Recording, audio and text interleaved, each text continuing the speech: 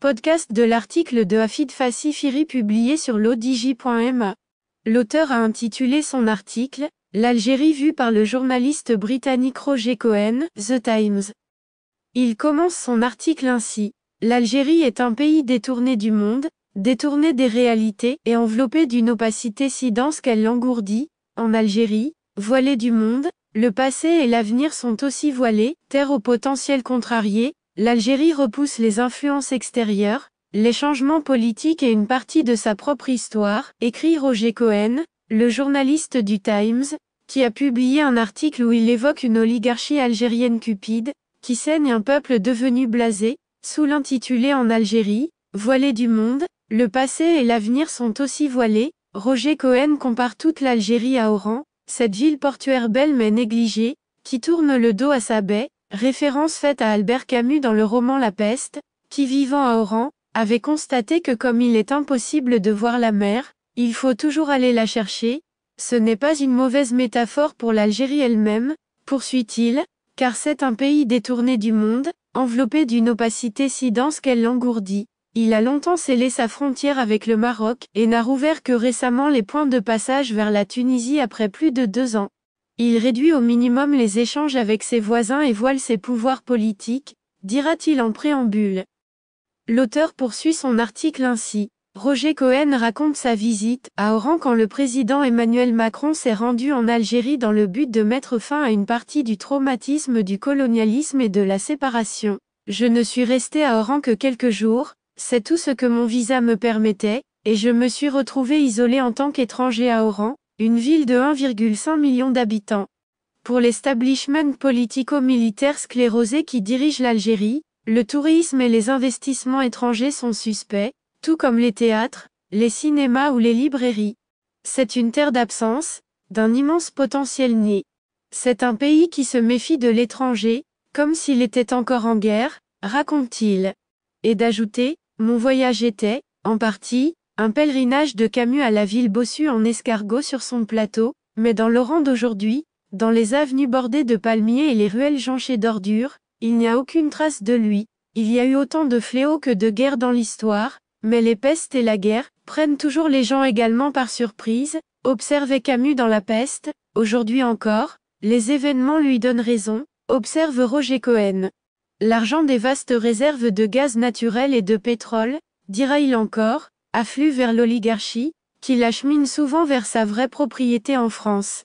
Le peuple algérien, usé, a appris à hausser les épaules. Vous interrogez quelqu'un sur la politique et la réponse habituelle est « Nous sommes des moins que rien, nous ne savons pas », écrit le journaliste. L'auteur ajoute ainsi. Il indique à cet égard, en référence à Kamel Daoud, écrivain et journaliste franco-algérien d'expression française, lauréat du prix Goncourt du premier roman en 2015, que les jeunes veulent s'en aller parce que c'est un pays triste, pays ennuyeux. Il n'y a ni liberté ni loisir, on ne peut vous occulter celle-là, tant elle illustre le régime d'Alger, où le pouvoir, comme on l'appelle, est une autorité si anonyme, que l'ancien président Abdelaziz Bouteflika, victime d'un grave AVC, n'est pas apparu en public, pendant de nombreuses années. Nous étions gouvernés par un portrait, lui a déclaré Munir Remichi, un chauffeur de taxi. Puis le Irak a incité l'armée à évincer Bouteflika, mais les espoirs de changement se sont rapidement estompés. Le régime, momentanément ébranlé, a écrasé le soulèvement et Abdelmadjid Tebboune, membre de longue date de l'establishment politique, est devenu président, même si le consensus est que le vrai pouvoir est ailleurs.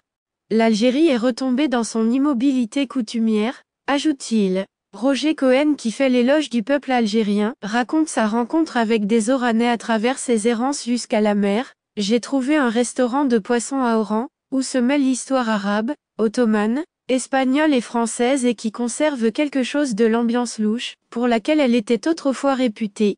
Les rythmes, les battements de tambour et les voix lamentations de rail, la musique de protestation qui s'est développée dans les années 1920 à Oran, alors connue sous le nom de Petit Paris, retentissait des haut-parleurs.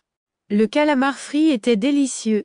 J'ai commencé à parler avec 2 Algériens, qui travaillaient au restaurant, pendant que mon chauffeur de taxi, comme je l'ai découvert plus tard, repoussait les investigations de la police secrète. L'auteur conclut son article ainsi. Mohamed Raouf Mekileuf, 37 ans, marié et père de 2 enfants lui dira, ici, il n'y a rien. C'est tout pour eux, pas pour nous. Je ne peux même pas m'acheter un vélo. Pour sa part, Jen, 22 ans, caissière, qui a refusé de donner son nom complet, a déclaré, tout ce que je veux, c'est me frayer un chemin, mais il n'y a aucune chance ici. Si vous pouvez nous sortir d'ici, nous viendrons immédiatement, nous ne rentrerons même pas chez nous pour récupérer quoi que ce soit. Notez bien, Roger Cohen, né le 2 août 1955 à Londres, est un journaliste et écrivain britannico-américain. Il est notamment éditorialiste au New York Times.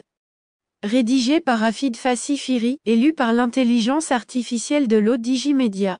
N'oubliez pas de télécharger notre application l'Odigi Mobile sur Android et iOS, et de vous abonner à notre chaîne YouTube l'Odigi TV, si vous souhaitez être au courant des dernières actualités, podcasts et émissions télévisées.